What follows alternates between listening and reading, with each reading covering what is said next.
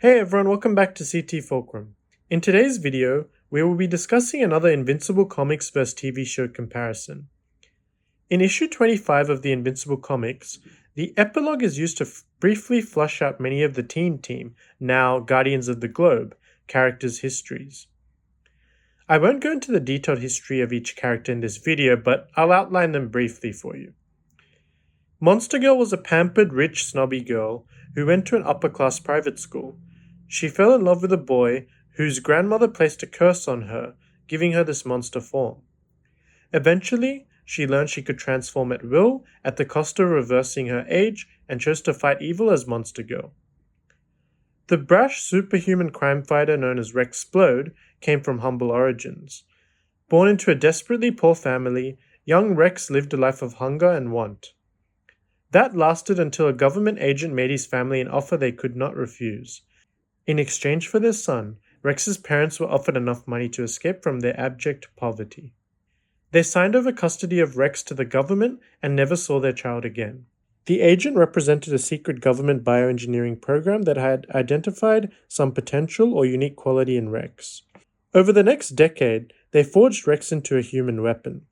He did eventually escape the organization and go in search of his parents, only to find that they had new children and were living in a mansion, giving him the realization that he was just a bargaining chip to them, nothing more.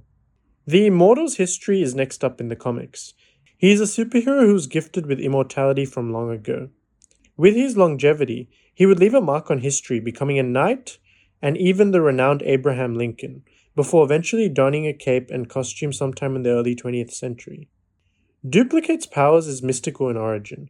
It is the result of an ancient Chinese curse by the emperor against his usurper, the warlord Feng Cha, moments before his death. The curse was, the seventh generation after Cha's seventh grandchild would be burdened with a family too large to care for, and it would drive him mad.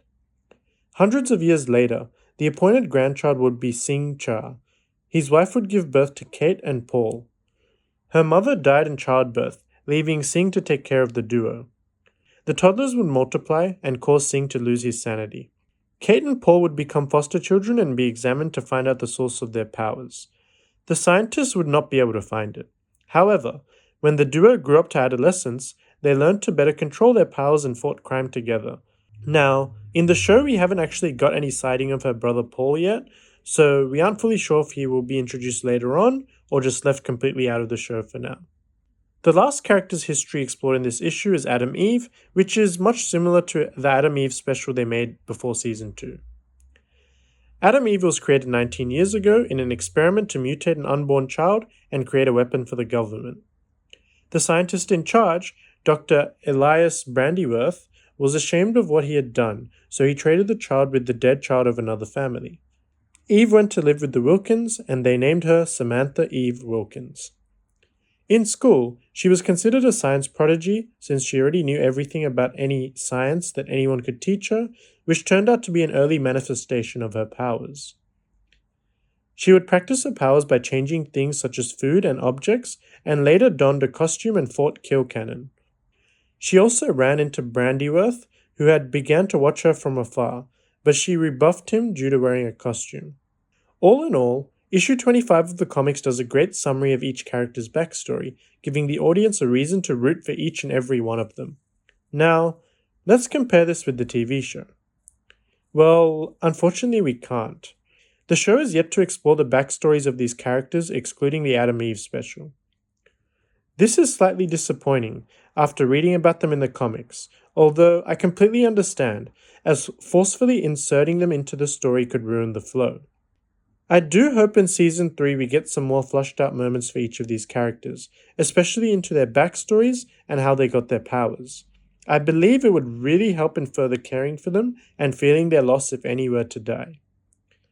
Let me know in the comments below. Are you looking forward to seeing any more of these characters' backstories, or would you like the story to stay focused on Invincible? And until next time, I'll see you all later.